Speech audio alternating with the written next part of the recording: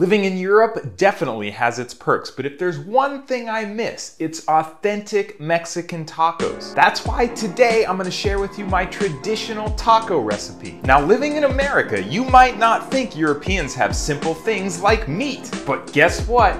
They do. I even found ground beef, which is gonna be perfect for our taco recipe. And believe it or not, some things in Europe are even better. Check out these giant jalapeno peppers.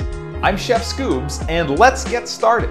Now, the first thing you're gonna wanna do is find yourself a medium-sized pot, just like this one. You don't want it too big, you don't want it too small. It's like the three bears. And just like Goldilocks being high maintenance about the bed she chose, chefs are high maintenance about everything. So now that you have the right pot selected, it's time to make the beef. So gently dump the beef into the pot. Now that your beef is in the pot, the next thing we're gonna wanna do is cut up this giant jalapeno. In order to do that, start with the end that has the stem and simply cut it off. Now this is where you're gonna have to make some decisions, because if you leave the seeds in, it's gonna be super spicy. And for me, I don't like the spice. So I'm gonna take this whole seed sack right out with your hand. Just shove it in there and pull it out like that. From here, you're just gonna simply slice up the jalapeno into medium-sized slices, just like this. Now, once you have the pepper sliced lengthwise, you're gonna turn it around and just chop it up into finer pieces. Something like this. This is perfect. You don't want them too small. Now, once you have your pepper chopped up, into the pot they go. Now, the critical part of making the beef are the spices, and that's what we're gonna do now. Now, here we have some simple spices that are gonna go beautifully with the beef. We have salt, garlic powder, pepper, and dried oregano. The first thing we're gonna add is the salt. This is chunky salt, flaky salt, whatever you wanna call it. This is what I prefer to use. It's got a nice saline taste to it.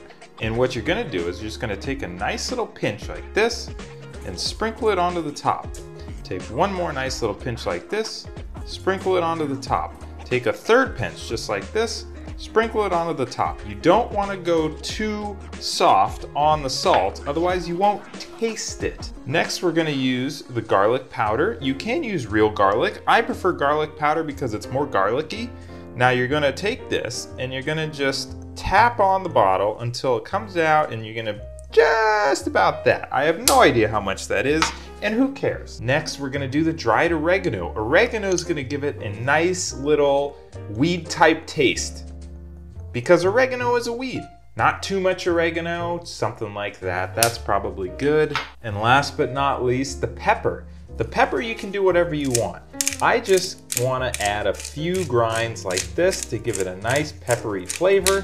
That'll go along perfectly with the rest of the spices, just like that. That's it, super simple. This is gonna be the best ground beef you've ever had, I promise you. Now what we're gonna do is we're gonna fill this pot about half full with water. Then we're gonna turn the heat to high and we're gonna boil the meat. Now once the meat starts to boil, you're gonna lower the heat and you're gonna cover and simmer for about 15 minutes. And now what's really gonna kick this recipe into high gear? The homemade tortillas.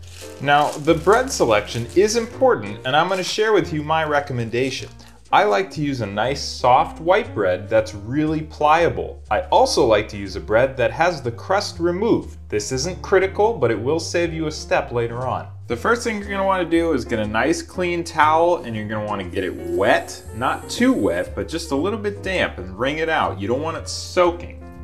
This is gonna help the tortilla stay nice and soft and flat. Next, you're gonna wanna find a nice flat cutting board. It can be wood, it can be plastic, doesn't really matter. And you're gonna place that bread right in the middle. And then you're gonna take that wet cloth and lay it over the bread. Then you're gonna find something that's also flat and a little bit heavier. I like to use this nice wood cutting board. You're gonna put this right over the top and press down really hard. And what that's gonna do is it's gonna turn your bread into a tortilla. And now you can take something that's round like this bowl, and you want it to be the right size. This is just a little too big, but it's gonna work pretty good.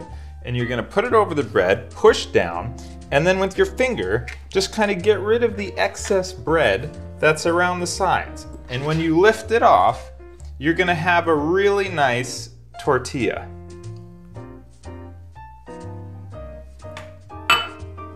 Just like this.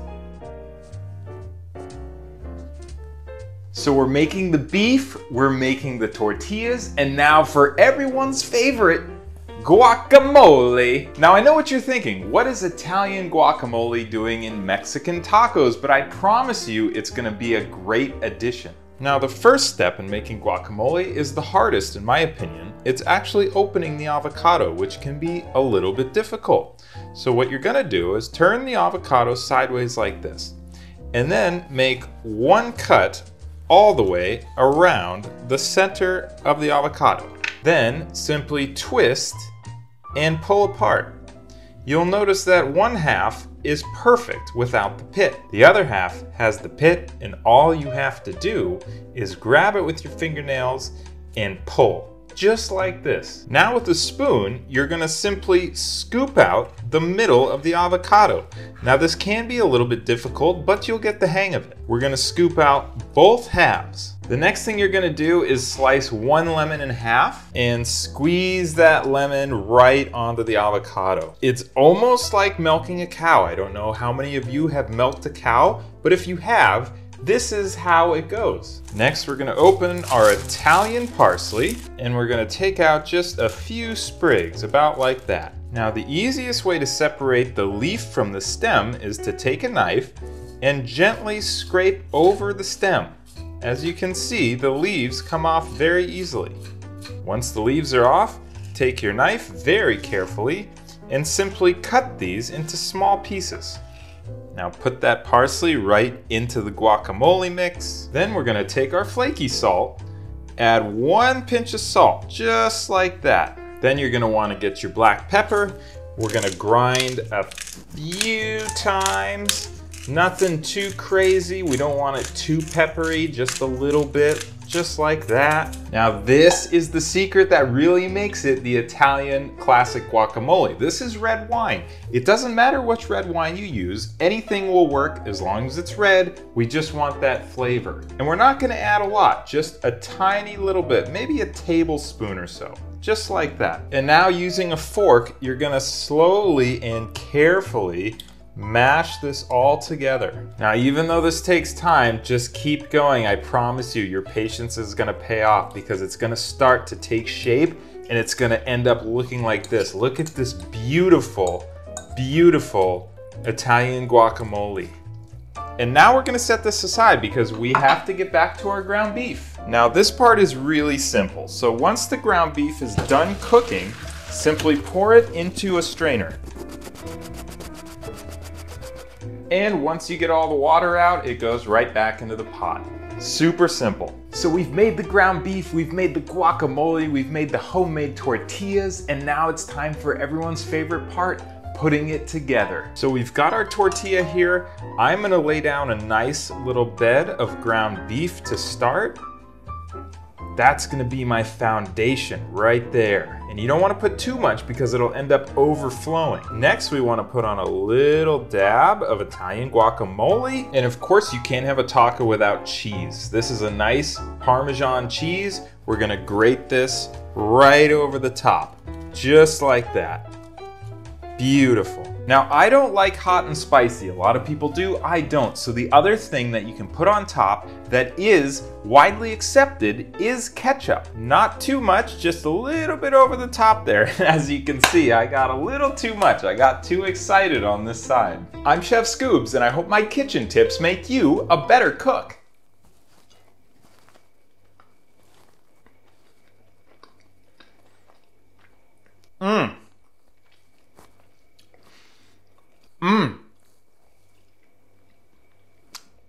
It's so good. It's so good. The red wine really comes through, and the guacamole really comes through a lot. The ketchup on top is a great addition. It really brings that sweet and a little bit savory flavor out. The ground beef that's boiled is out of this world. Overall, this is a fantastic traditional Mexican taco recipe, and I hope you enjoyed it. I know I did.